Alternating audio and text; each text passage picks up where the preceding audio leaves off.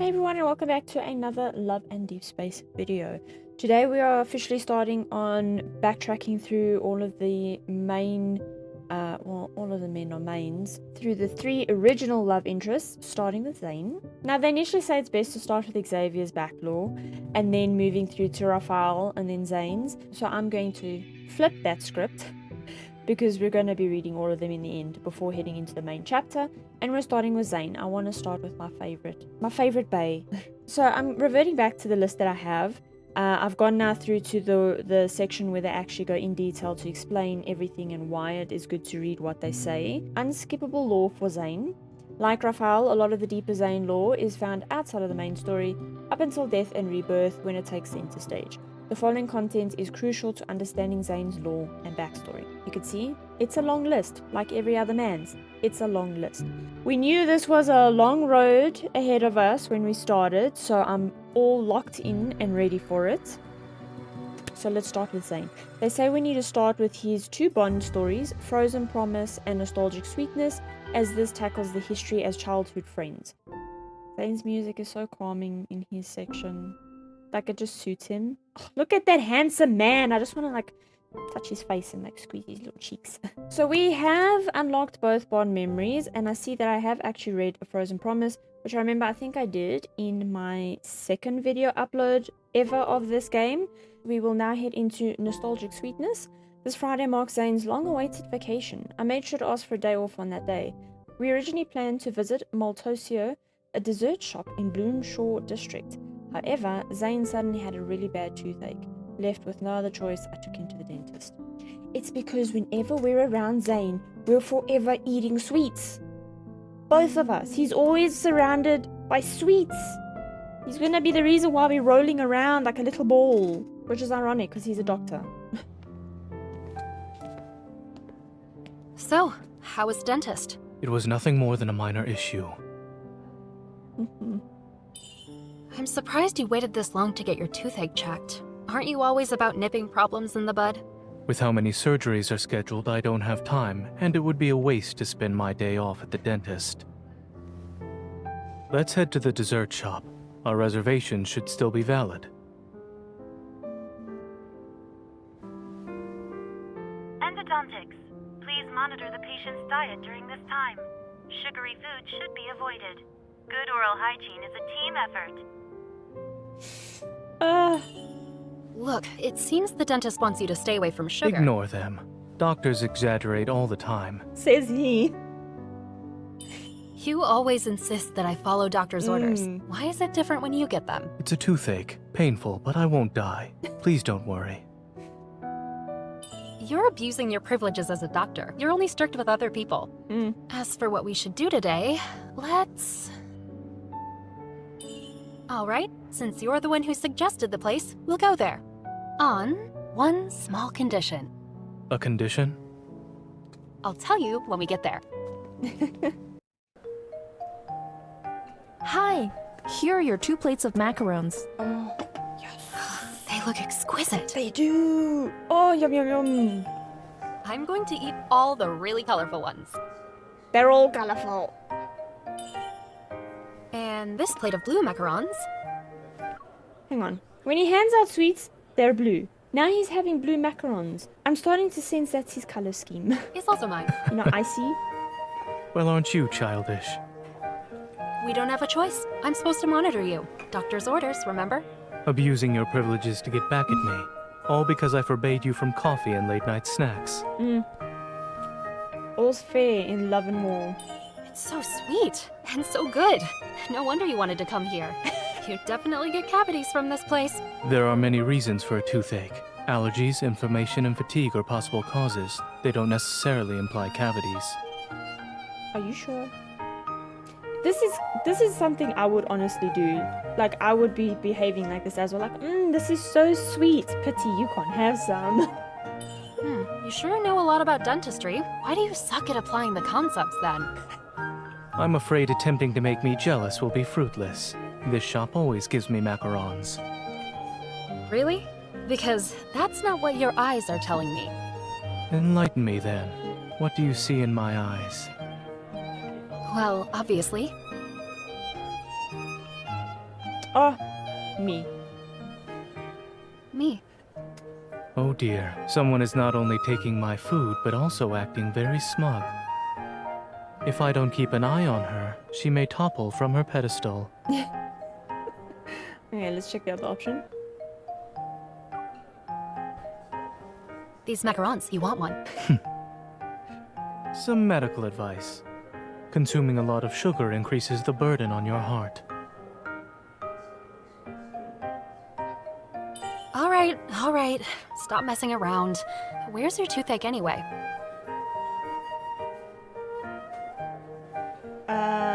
There? I don't know. On this side? What are you doing?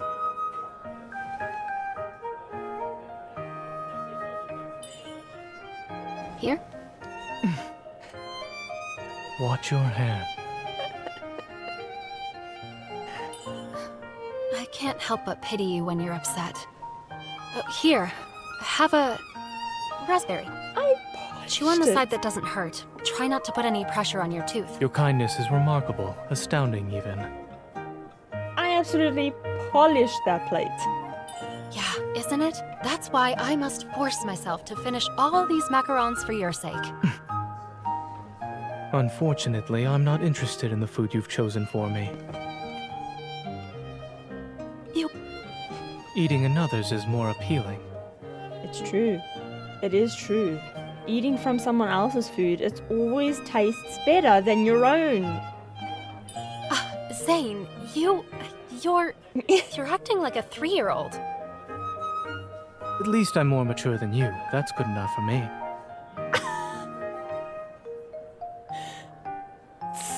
Burn from Zayne. Macarons can be tasty, but having too many at once is not a great idea. I'll feel better after getting some fresh air. These are new items on the menu. I do agree that the sweetness needs to be adjusted. Since when have you been a dessert connoisseur? My taste buds are like everyone else's. I can't be considered a connoisseur. Well, he seems to want to be an expert on everything, so... All right, then let me ask you a different question. Which dessert is your favorite? Old popsicles. Old popsicle. Huh? Yes, those. They used to be very popular. However, it's difficult to find them now, I would think. Or, do you not remember? Oh, we're going to touch on our past. I just wanted to say, they used to, I don't know if they stopped selling or not, or if they just don't sell at the shops near us anymore, but they used to, there's a place that used to make macarons, but like a sandwich macaron with different flavors, like ice cream and stuff in the middle. So you get like strawberry cheesecake flavor, like choc chip, or blue raspberry, or stuff like that. And they were absolutely divine. And now the shop that used to sell them doesn't sell them anymore. I do have their card somewhere here, so I do want to see if they still, actually exist. Because they were good. I do. You would only ever buy them back then. Is that all? After my dentist appointment next week, you'll need to bring compensation for the desserts you owe me. Since I finished all the macarons today, it'll be my treat. We'll celebrate your return to a normal diet. But you're so picky. I don't know if the dessert I bring will satisfy you. Would it be too obvious if I went and found some old popsicles? But if he really likes them... Then we should get it. You seem to be troubled. Is it difficult to guess what I like? A little. Nope. I already know what to get. Be prepared for a surprise next week. We're almost there. It's right up ahead. Finding old popsicles was hard, but people still make them, and this shop sells them. I'm impressed. You did your research. Did you use the Hunter's Watch?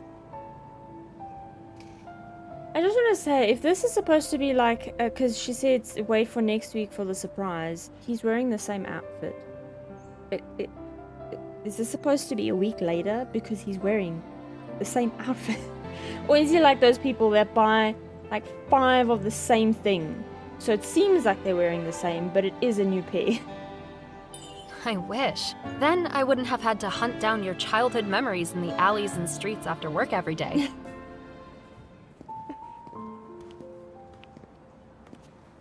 The owner is currently out on vacation. Once he returns, the shop will be open. I can't believe it. We drove 3 hours to get here. Was it all for nothing? We can't let those 3 hours we spent driving go to waste. Someone put a week's worth of effort into this. That shouldn't be in vain. Aww, he's so sweet. Oh, please tell me that's bubble tea. Oh, I haven't had bubble tea in ages. Because the shop is so far away from us. You really are skilled in finding good food no matter where you are. It's part of a human's instincts. Clearly, even under extreme circumstances, I will have a high chance of survival. Oh.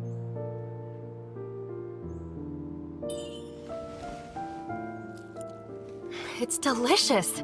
Just like the ones I had after school as a kid. Your memories could have contributed to the taste, thus you think it's delicious. Nostalgia, yeah. It does that. It does do that.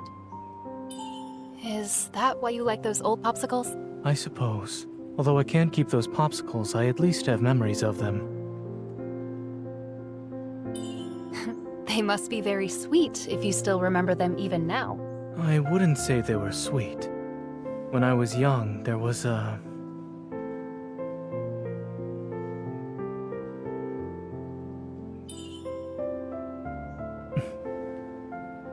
girl I had met by chance.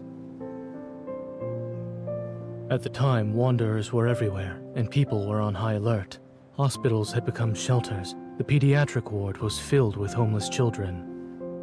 It was afternoon when I passed a small garden. A girl was crying, tears streaming down her face as she held a popsicle. Was she sad that her popsicle melted? It's hard to say. It could be because she was scared, she was injured, or simply missed her family. Many people cried every day back then. No one had the energy to care for others, let alone a stranger. So you just turned around and left? I gave first aid to her melted popsicle. Oh my soul. That is so adorable. Oh, why is he so sweet? Using your evil? The popsicle turned into a bunch of icy lumps. Still, she liked them and said she'd treat me to popsicles next time. Oh. She said as long as she had something sweet, she'd be happy even on a bad day. Wait, is that why he's always giving us sweets? Is that why you like dessert so much? Perhaps. Though I didn't expect I would remember her words. Nice memory. I can't easily forget things and not worry, unlike some.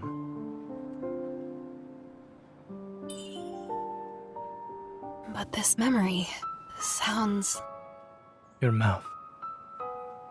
What about my mouth? Catch up. What?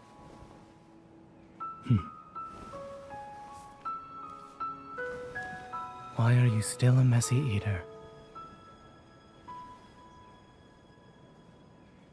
It's getting late. The shopkeeper won't be back anytime soon, so we should go home.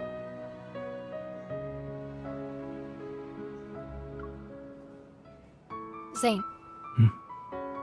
The girl you mentioned. Was it me? I don't remember it well, but what you described feels familiar. I didn't expect to owe you a popsicle in the past, and now. There's always a chance in the future. We have all the time in the world. Come, let's go find some soda. Since we can't buy popsicles, we'll just make them ourselves. Cheer up, Zayne. Don't be pessimistic. Who knows? Maybe you two will meet again someday. I suppose we'll see. Oh no! Come, let's go find some soda. I prefer the other answer. Yeah, I don't like it that in this option we just completely oblivious to the fact that it's us.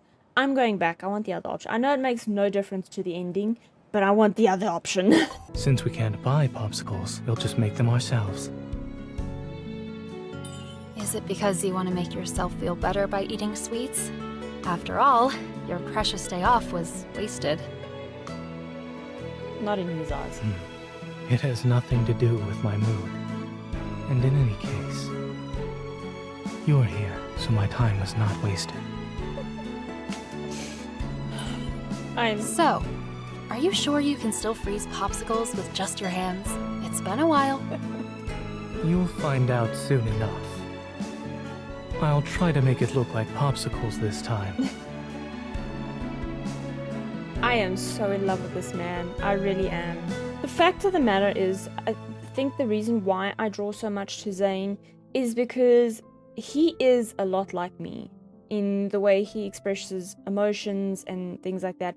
Like, look, I am a very emotional person. I do display my emotions. I wear my emotions on my sleeve. Where, you know, he doesn't really. He's very stiff and closed off.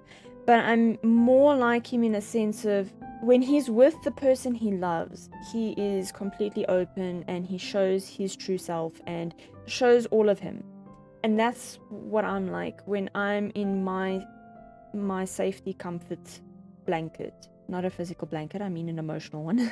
So even though I wear my emotions on my sleeve, there is still a lot that people don't see of me because I have a lot of restraint of showing who I really am. Regardless that I show my emotions very easily. I don't show my true self unless I am with someone I completely trust and feel comfortable in revealing. Fact of matter, truth be told, there is only one person in this entire world that I have known in my lifetime that actually has seen my true inner self. One person. I have only shown one person. Yeah, this music's making me get emotional about it because I'm thinking of them because they're no longer here, but yeah. So they say number 3, still in dark, is the backbone of all Dawnbreaker lore. Anecdote number 2 is very, very important to understanding the events of death and rebirth. Dawnbreaker, the Black Crystals, Mount Eternal, detailed recounting of his experience during the battle on Mount Eternal, which culminates in the death of his friend William. So it's still in the dark and then never-ending winter. Okay. Number 1, visitor. When Zayne first appeared, Georgie thought he had seen the Grim Reaper. He and his mother cowered in a corner with no means of escaping, pursued relentlessly by a monster. Letting out a terrifying roar, the creature approached them. It wore human clothing and bore a human-like visage, but its veiny skin grotesquely bulged. Its pupils glowed a sinister, unnatural blue. Its aura was anything but human. Suddenly, his mother pushed Georgie away. With all her might, she embraced the monster, and from beneath its skin, strange tendrils burst forth, resembling eerie blue hooks. They embedded themselves into her. Through the tears blurring his vision, Georgie saw a black figure enter the alley. Just as clouds parted, cold moonlight illuminated the person's black coat. He drew closer, his face expressionless, a sharp dagger in human form. "Help!" A child's voice, young and shaky, cut abruptly through the dark, narrow alley. The monster released the hooks in Georgie's mother and whirled around to pounce on the figure. A garbled roar resounded. A starved beast had spotted easy prey. The man took off the black leather glove on his right hand. Georgie caught only a glimpse of a thin beam of light shining between the man's fingers. It was shaped like a shard of ice. In the blink of an eye, it hurled itself toward the monster, piercing its heart. Frozen and nailed in place by an invisible force, the monster gazed down at its impaled chest, gasping for air. The man walked toward it. With each step, the tendrils on the monster's body fractured bit by bit. When he reached the creature, it collapsed. Its body convulsed a few times before becoming motionless. He bent down to inspect its corpse, then slipped his leather glove back on. The monster dissipated like mist, leaving behind only dark blue fragments. "Are you the Grim Reaper?" Georgie asked. The man's gaze lingered on the mother and son. His crystalline pupils gleamed with an inorganic luster under the moonlight. He didn't respond and turned to leave. The clouds once again hid the moon, and I tried to merge shadow and swiftly together. And his shadow swiftly merged with the darkness of the alley. The second time Georgie encounters Zayne, it's at a convenience store. 1 month has passed since then. Actually, Georgie has observed him for several days. Zayne lives in an apartment nearby. Quite smart for a little kiddo. His outings are unpredictable, and whenever Georgie tries to follow him to see where he goes, he always ends up losing sight of him. The only place Zayne consistently visits is this convenience store. He always picks up a box of chocolates placed at the front of the shelf and proceeds to check out, seemingly indifferent to the kind of chocolate. Georgie finally musters the courage to approach Zayne just after he finishes paying. Hello, we've met before. I'm Georgie. I know you come here every day to buy chocolate. This is imported chocolate. Yeah. The 11-year-old boy, noticeably smaller and frailer than other children, lifts a large glass jar he's holding. Inside it are exquisitely wrapped chocolates in colorful foil wrappers. Looking up at the man towering over him, the boy asks, "Could you help me find the person who killed my mom?" Zayne stares at the young boy, his expression unreadable. After a moment, in a voice as cold as ice, he replies, "That is something you should ask the police about." Number 2, mystery. Detective Ivan thinks he's about to die when he sees Zayne for the first time. The man standing before him, known within the police department as Dawnbreaker, is a mysterious serial killer. He leaves no corpses behind, only scattered fragments of an unknown dark blue substance. If it weren't for surveillance cameras that had captured footage of him committing the murders, these victims would simply be considered missing people. And unlike normal murders, this resembles complete erasure. The victims vary in gender, age, and identity, but the only thing they have in common is the shards left at the crime scene. This baffles Ivan the most. The fragments, emitting a faint blue glow, remind him of a Wanderer's protocol. Long before Ivan's generation was born, Wanderers had appeared on Earth, and as far back as he can remember, Wanderers roamed the city, prompting people to spend most of their times indoors to avoid them. Many simple tasks were delegated to robots, and people indulged in VR to pass their remaining years. Ivan was taught that Wanderers were amalgamations of energy, so why did the victims leave behind a substance resembling a protocol after death? Is the material all that remains of the victims? Or could this mysterious serial killer be specifically hunting humans who possess such things in their bodies? Using this as a criterion, the AI system identifies who will most likely be the next victim. By the time Ivan arrives, Dawnbreaker is already attacking the target. His cold face is hidden by his black coat. Ivan couldn't make out the sharp object the man wields. He fires his gun. The bullet doesn't hit the murderer, but Ivan's eyes widen when he realizes what's happening. The target, an elderly man who's close to dying, suddenly lunges at Dawnbreaker in one swift movement. Several hook-like tendrils erupt from the old man's skin, and one pierces Dawnbreaker's arm. Under the streetlight, the foreign substance on the old man's body glows a sinister blue, which grows from his skin. Dawnbreaker doesn't even flinch. In his other hand, a slender beam of light appears again. This time, Ivan sees it clearly. It's a shard of ice. The moment it pierces the old man's chest, the tendrils on his body instantly shatter. He's discovered the murder weapon and the origin of the dark blue fragments at the crime scenes. Ivan raises his gun again, but with a wave of the Dawnbreaker's hand, both Ivan's hand and gun are instantly frozen by blackened ice crystals. Ivan couldn't even finish his sentence. An icicle grazes his cheek, pinning his communicator to the wall behind him. The body on the ground dissipates into black mist, leaving Ivan dumbstruck. This resembles the unique way Wanderers vanish after being destroyed. "He wasn't human," Ivan murmurs to himself. Dawnbreaker's indifferent gaze sweeps over him. Then he turns around, his black coat blending into the shadows of the night. Since that day, Ivan has reviewed the surveillance footage from every crime scene, trying to find that black silhouette. But the individual is an intangible enigma, vanishing into the jumble of pixelated images. However, Ivan's efforts aren't entirely fruitless. The identity of the latest Jane Doe has been revealed. She was a worker in an underground protocol factory and laid off a few months ago. More importantly, she had an 11-year-old son named Georgie. And it just so happens an orphanage had recently filed a missing report for a boy named Georgie who was under their care. Ivan's police intuition tells him that following this clue could very well lead him to Dawnbreaker. He's firmly convinced the next time they meet, he'll arrest the serial killer and bring him to justice. Number 3, shelter. Zayne isn't surprised to see the little boy at his apartment door. When he left during the day, he noticed the glass jar full of chocolates placed by the door, like bait sitting in a trap. It waited for its prey to be ensnared. A small head peeked out, barely visible behind the stairwell. Zayne chose to ignore him and continued walking downstairs.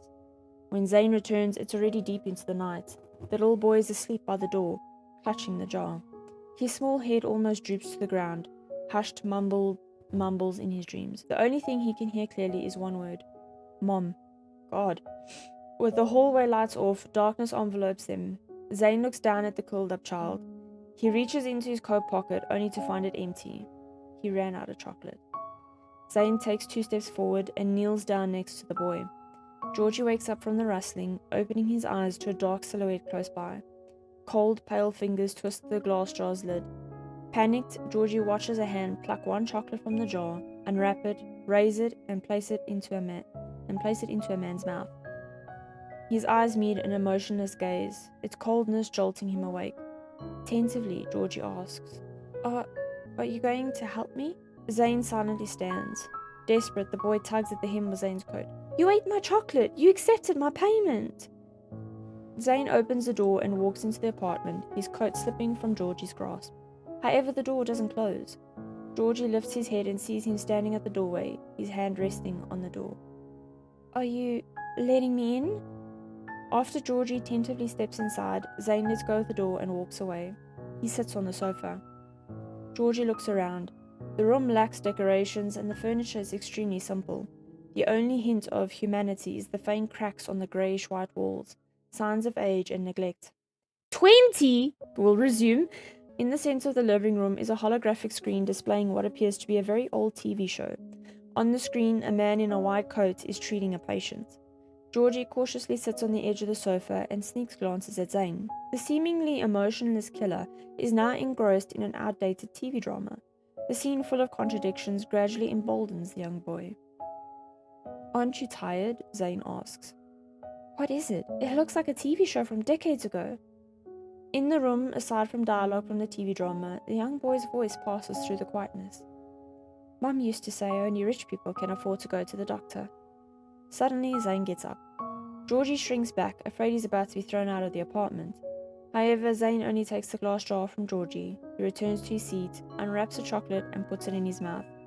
He eats them one after another as if the chocolates were his dinner. Do adults really enjoy sweets like this? As Georgie thinks about it, his stomach grumbles. Zayne's gaze remains fixed on the screen, but he passes the chocolate jar to him. Chocolate doesn't make me full, Georgie says. What do you usually eat? Zayne pauses, then stands up and opens the refrigerator. Georgie follows him and looks inside, surprised to see rows of bottles filled with nutrient solutions neatly stacked. You live on these? Unfazed, Zayne watches as Georgie, driven by hunger, take a bottle and drinks it. The bland, flavorless liquid gives an immediate sense of fullness, but lacks the satisfaction of a real meal. Can someone who sustains themselves solely on such a liquid be considered human? This question flickers through Georgie's mind as he watches the man who's returned to eating chocolates on the sofa. Yet, to label him the Grim Reaper seems too contradictory when he's clearly fond of something as simple as chocolate. Georgie doesn't dwell on this question for too long. Having not slept soundly for several days, he soon succumbs to the overwhelming wave of drowsiness once he relaxes. When Georgie opens his eyes again, sunlight streams through the window and into the living room, making the glass jar on the coffee table sparkle. And the jar which was brimming with chocolates last night is now only half full. Rubbing his eyes, Georgie sits up on the sofa and sees Zayne carrying a pot with a budding jasmine from the bedroom. Wearing a t-shirt, Zayne looks more like a college student who lives next door rather than the Grim Reaper in a coat. Georgie is stunned, watching him place the pot on the windowsill so it can bask in the sun. Zayne waters and prunes the jasmine. As he gazes at the white bud, the sunlight reflects into Zayne's eyes, lending a soft glow to his otherwise emotionless pupils. Do you like plants? As Zayne continues to snip, he shakes his head. Then, did someone important give that to you? Zayne glances down at the boy and remains silent. What should I do to get you to talk to me? Georgie's frustration in the endless silence nears despair. He picks up the glass jar from the coffee table, trying one last time. You've eaten a lot of my chocolate, so you have to help me find out who killed Mom. It must have been one of those monsters that chased us before. Only you can help me. Zayne pauses. He puts down the gardening scissors and leaves the jasmine in the sun. Then he turns and walks into the bedroom. Perplexed, Georgie follows Zayne and sees him opening a closet filled with only black clothes. It's like a wardrobe dedicated to funerals. And aside from the wardrobe and bed, there are no other pieces of furniture in the bedroom. Next to the bed is a holographic screen. Unlike the outdated TV drama in the living room, this displays countless moving green dots. What's that? Unsurprisingly, Georgie's question is met with silence. Zayne, wearing his black coat once more, reverts to the reaper-like appearance Georgie saw before. Georgie follows Zayne out of the apartment, and they arrive at the convenience store. This time, Zayne heads straight for the refrigerated aisles, methodically scanning rows of various flavored sodas. Eventually, he picks a bottle from the top shelf, its packaging unremarkable. Is it any good? Georgie can't help but ask. Zayne pauses for a moment, then grabs another bottle. He also slips a jar of chocolate into Georgie's arms before proceeding to check out. After leaving the store, Georgie takes a few sips from his soda. The flavor isn't anything extraordinary. Zayne opens his bottle and starts pouring it out. Before Georgie can react, the liquid solidifies in midair. A popsicle? It looks weird. People used to call it an old popsicle. Zayne looks at the popsicle in his hand and takes a bite. He appears to savor the taste. So you like stuff other than chocolates and nutrient drinks, Georgie adds, even though it's still very strange. Zayne doesn't mind his comment, and the two walk down the street. There aren't many people around. It's to be expected because wanderers are present and people prefer to stay indoors as much as possible. The city's outdoors belongs to robots, wanderers, and weeds. With the chocolate-filled jar in his arms, Georgie follows Zayne. Zayne takes long strides, and Georgie has to jog to keep up. Just as he catches up, Zayne suddenly stops, and Georgie almost runs into him. He sees Zayne standing outside an abandoned plaza with overgrown grass. Following his gaze, a patch of jasmine flowers blooms amidst the decaying city. The vibrant white blossoms stand out in the desolate surroundings. Zayne walks over to the bench facing the jasmines and sits down. Touching the bench, Georgie realizes it's clean. Do you often come here? Zayne doesn't deny it and takes out a book from his coat pocket. Georgie sits down beside him, eating chocolates from the jar. Curious, he looks at the contents of the book. The cover is worn, the text faded. Georgie tilts his head and reads out loud. Lincoln City. Travel guide? Where's Lincoln City? Do you want to go there? Zayne grabs a chocolate from the jar and eats it, flipping through the pages of the book. Georgie notices several marked locations in the travel guide. Museums, ski resorts, parks, and some places that seem to be restaurant recommendations. Lincoln City Axel Hospital. This looks like a place from a long time ago. Georgie's eyes widen. Is this book very old? As old as my grandpa? No, it should have been older than that. But I've never met my grandpa. Or my dad, for that matter. Zayne calmly glosses over the boy's mumbled words. Why are you interested in an old city? The boy looks up at him. Zayne stares at the nearby jasmine, something fleeting briefly cracking his expressionless face. I often dream of that place. Number 4, nightmare. Last night, Zayne dreamed that he and a girl bought all kinds of snacks and even froze soda into the shape of a popsicle.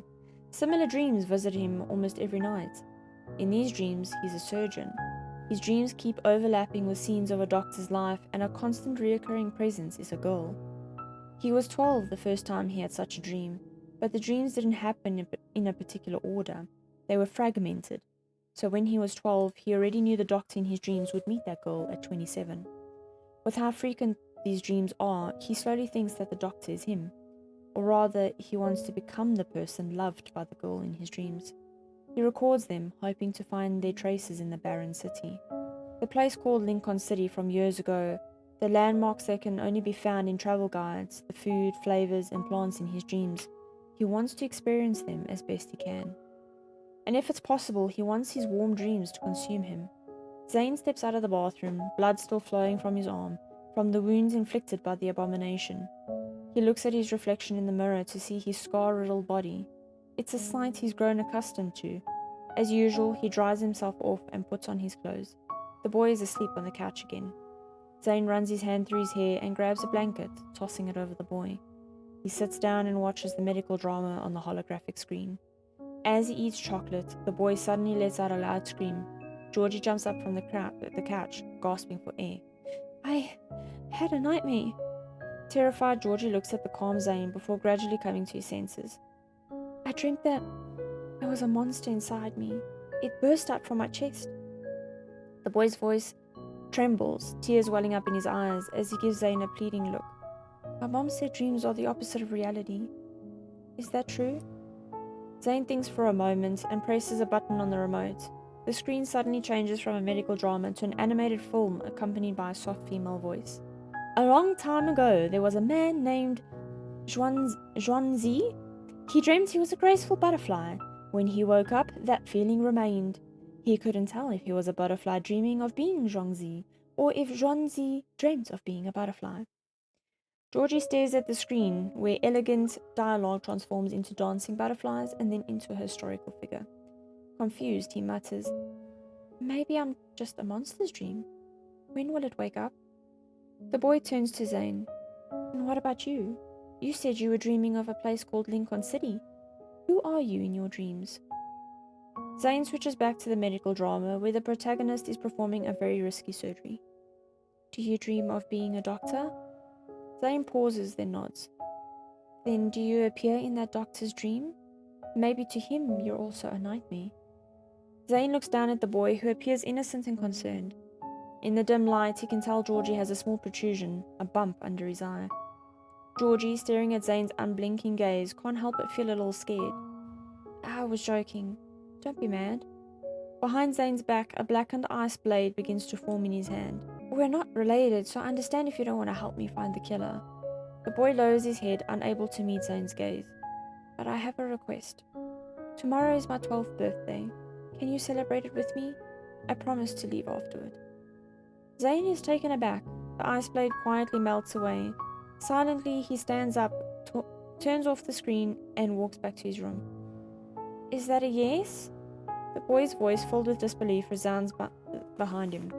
In Zayne's bedroom, on the screen, a red dot begins to grow amidst countless green ones. The coordinates of the red dot show that it's right next to Zayne. Oh, Lord. Just before the alarm rings, Zayne turns off the screen. Good night. His voice is cold. He closes the bedroom door. 5. Birthday. The next day, Zayne goes through his usual routine of moving the jasmine to the windowsill to soak up the sunlight. He waters it. After that, he puts on a black coat and takes the boy with him. Zayne leads Georgie into a dessert place, where the robots behind the glass window are diligently making cakes and pastries. "Is this for me?" The boy's face is filled with surprise. Zayne taps on the holographic menu and adds a macaron to their meal. He turns to meet the boy's curious gaze. "I dreamt about it last night." The boy's eyes widen. "The doctor in your dream ate a macaron?" "Another person did as well," Zayne says, taking a seat by the window. Georgie sits down with Zayne. "Will the doctor also dream of you celebrating my birthday?" Zayne looks out the floor-to-ceiling window. "Maybe. They are the only customers here. The robots play happy birthday and bring out a cake with 12 candles. Georgie's face lights up with a smile for the first time. "Besides my mom, you're the first person to celebrate my birthday with me." Aww. He clasps his hands together and closes his eyes. "My wish is to find the person who killed my mom." When he opens his eyes, a subtle blue glow emanates under his skin. Georgie smiles at Zayne and blows out the candles in one breath. They devour the cake, and a bit of frosting accidentally lands on Georgie's face. It reveals a childlike innocence that matches his age. "When's your birthday?" The boy looks up. Zayne eats the colorful macaron. "I don't celebrate birthdays." "You never celebrated your birthday before?" The boy's eyes widen. "I stopped after I turned 12. "Why?" The macaron's overwhelming sweetness fills his mouth, but Zayne still wants another. Zayne's dreams began on his 12th birthday. His adoptive father became an abomination, hook-like tendrils growing inside him. He attacked his wife and son. Zayne watched helplessly as his adoptive mother died before his eyes. When his adoptive father lunged at him, Zayne chose to use his evil. He stabbed the ice into his adoptive father's heart. That was Zayne's first kill. Jesus! It was also his first time freezing an abomination, preventing them from turning into wanderers. He never celebrated his birthday ever since. Later that night, he dreamt of himself in a doctor's white coat, treating a girl. Dreams have become his only solace ever since. This music isn't helping! Even after the cake is finished, Zayne doesn't reply. Determined, Georgie lowers his head. "When it's your birthday, I'll bring you different kinds of chocolate." Astonished, Zayne looks at the boy. Outside the floor-to-ceiling window, the sun sinks into the horizon, casting a brilliant yet melancholic glow upon the desolate city. The sunset is so pretty. Georgie gazes out the window in awe. I used to live with Mom in a dorm at the factory. It doesn't have windows, so I've only seen sunsets in VR games. Zayne suddenly asks, what if you look at the sunset and feel nothing at all one day? What's the difference between that and being dead? Georgie turns, displaying a maturity beyond his years. Mom used to say that dying with clarity is better than living like a corpse. That's deep. All of a sudden, chaotic footsteps resound. Dozens of heavily armed police officers come into view, surrounding the desert place with their guns raised. Bewildered, Georgie looks at Zayne. Detective Ivan walks in, raising his hands to show he's unarmed. We can negotiate as long as you let the child go. Panicked, Georgie stands up. We were just celebrating my birthday. Ivan looks at the candles and cake crumbs on the table, unable to hold back his anger. He's the person who murdered your mother. Zayne remains motionless. Taking this opportunity, Ivan steps forward and positions the boy behind him. However, when he turns him around, the boy no longer looks human. A tendril below his eye has erupted through his skin, blood flowing down like crimson tears. Georgie? Ivan freezes. The tendril extends as if it has a life of its own and hooks onto his arm. While the pain shoots through Ivan's arm, the blackened eye shard in Zayne's hand has already pierced Georgie's chest. Jeez. Everything unfolds before Ivan's eyes in an instant. Georgie lowers his head, seeing blackened ice bloom like a flower on his chest. He stumbles and falls to the ground, his last sight being Zayne kneeling beside him. Tears well up in Georgie's eyes. Yeah. What's happened? Did the monster wake up? Zayne gently closes the boy's eyes. Georgie dissipates into black mist. The melody of Happy Birthday continues to echo in the desert place under the setting sun. It's a final farewell. I did not expect shit to get so deep in this game. Excuse me while I shed a few tears. Number 6, cover up. On a quiet hillside, 2 tombstones stand, one big and one small. Neither has photos or names. Zayne places a jar of chocolate in front of the small tombstone. He remembers the woman buried here. She approached him half a month ago, pleading for him to kill her. Jeez, like it. I know some wanderers were once human. She was frail but determined. Some of my co-workers turned into monsters. Terrifying things grew from their bodies. They attacked people and then became wanderers. I think it's related to our prolonged exposure to protocols, but the factory has kept this information a secret. When I tried to report it, they kicked me out. She extends her right hand, where a coin-sized bump has already formed on her knuckles. At this rate, I'll probably turn into one of them, right? When you saved me and my son, I knew you were someone who hunts monsters. I don't want to become a wanderer. I'm afraid that one day I'll lose control and hurt my son. It's better to die with clarity than live as a corpse. With tears in her eyes, the woman smiles. Please, kill me. The sound of footsteps pulls Zayne out of his reminiscence as a thin middle-aged detective approaches. He places a bouquet of flowers between the 2 tombstones. Gazing at the small tombstone, Ivan's heart feels an indescribable heaviness. I've always wondered, did you know from the start that the child would turn? Is that why you kept him by your side? Zayne reaches into his pocket and pulls out 2 chocolates. He hands one to Ivan. Ivan hesitates for a moment, then takes it. I'm not sure how many people actually know, but the wanderers that roam the city now are not just energy clusters like they were in the beginning. Some of them were once human. My reports have been suppressed, and my family has received death threats. The higher-ups don't want people to know. Zayne silently unwraps the chocolate and puts it in his mouth. How long do they want to hide it?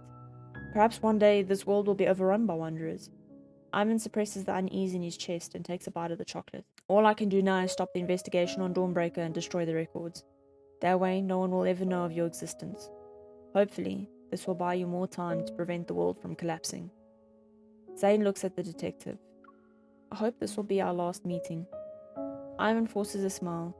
Yeah, if I see you again, does that mean I'm going to turn into a wanderer? His expression becomes solemn. His smile gone. If the time comes, please don't hesitate to kill me. Ivan watches Zayne's dark silhouette fade into the blood-red sunset. He murmurs to himself. This time, justice stands with the Grim Reaper. A familiar melody drifts through the darkness. It's Happy Birthday. Happy birthday, Dr. Zayne! The girl's clear voice rings out, her smile warm like the morning sun. Is he dreaming again? From now on, I'll always be by your side for your birthday. The girl's sincere yet slightly shy expression makes him unable to resist the urge to caress her cheek. He lowers his head and discovers they're holding hands. He reaches out, but right before touching the girl's cheek, she suddenly looks shocked. You aren't Dr. Zayne. Who are you? Zayne abruptly wakes up. A grey wall stares back at him. The alarm resounds and the holographic screen starts flickering red again. Zayne takes a deep breath. What did that dream mean? How did the girl see him? It's as if she saw through time and space, through his dreams, to realize he's not the doctor. Zayne's gaze sweeps over the windowsill. The jasmine quietly blooms under the moonlight. That was a powerful read. It's just like, I understand what's happening in there. I just don't understand, like, these dreams he's having. Is it him just dreaming of a future that is going to happen? Can he see into the future? I'm just thinking, though, if this is to help understand the events of death and rebirth with the Dawnbreaker and Mount Eternal and all that, surely then I could read this before heading into death and rebirth instead of reading it now. After all that, Zayne sends us a text, so I think it's befitting we read it. If it's convenient, bring a small bag of nuts when you visit the hospital later. The office doesn't have enough for clopidogrel, however you pronounce that. What's that? It's an anti-platelet medication and the name of a squirrel that lives in the garden downstairs. It always stops by the window for some nuts. Your taste in names is unique. What matters is the squirrel's happiness. Whenever I see clopidogrel, it always smiles to express its gratitude. You actually feed squirrel mixed nuts while only recommending hard-to-drink supplements to me? I'm angry. Clopidogrel appears to be well-fed. It doesn't need nutritional supplements. Also, different supplements have different flavors. They should all be difficult to drink in their own way. Aren't there ones that taste better, like sweet or tart ones, and they're cold? There are. For example, some use pears as a base and are topped with coconut and lychee jelly. The milk tea shop outside the hospital sells them. Visit me. I'll be the one paying. I'll be the one paying, don't worry. I just looked up a quick recap on number 1 and 2 because I don't want to reread those two anecdotes, especially when I've already read them in a previous video. It's a little bit redundant to reread. So I'm just going to recap for my sake and for everyone else's sake. So World Underneath, 1 Longleaf Flame, just as they've said here, which is a very, very quick recap. It was necessary background information, which was based around experimental research done and later destroyed by Zayne. He worked with Carter during medical school with this research, and then we learned that Zayne didn't want to be a part of it anymore and withdrew from that research, destroyed what he knew, and we then also learn as to why Zayne became a doctor. Then World Underneath 2 Snowy Stairs, it goes back onto more background information on Carter and the experimental research that he is doing. Once again, tries to get Zayne to join the research team again because they are facing issues that he cannot solve on his own, and he knows for a fact that Dr. Zayne can. So he also tries to like play on Zayne's feelings and be like, but you know, what if it was the person you loved that was lying on this operating table right now with these problems? Wouldn't you want to help out? And he was hoping that this would deter Zayne and he would be like, yeah, I will join your program again. You know, I mean, I left because I didn't agree to the morals that was taking place here, but it's okay, I'll join again. No, Zayne was like, screw you, I'm leaving. I am leaving. So those are those two. So that's at least going to cut a good amount of time out of our video. Hopefully that recap it was a good enough recap, I'm hoping. Then, next up, Myth Story, Master of Fate, Snow's Embrace. Takes place on Zayne's Phanos, describes his origin as a god and the decision he made to defy fate and spare Imsy's life, despite her being a variable they needed to eliminate. Okay, so here it is, Snow's Embrace. We need to obtain either Memory Snowfall Embrace or Memory Snowfall Encounter to unlock this, and unfortunately I don't have either. See, I do have this one at least. I have both of these memories now. But as you can see, I have 5 shards, so I'm almost at the end. Is that one in this? Yeah, it is. It's the next one, Tower of Secrets. So what I think is when we get to Tower of Secrets, I will read and unlock everything that I have so far, and then we'll look at the video for the rest. I think after reading all of this, it certainly has made me fall in love with him even more as a character. He is just so complex as a person, and you kind of just want to peel back all those layers to learn even more about him. I want to thank you all for journeying along with me into all of this and into the game. I'm still fully enthralled with it and wanting to find out more. So all of this is really just, I'm glad I picked up this game. I'm really glad that I picked up this game. So let you guys know the drill. Like and subscribe to my channel. It just helps me a great deal. It helps my algorithm. It helps my channel, my videos. So I do appreciate any interaction. And then I will see you in the next video. Bye!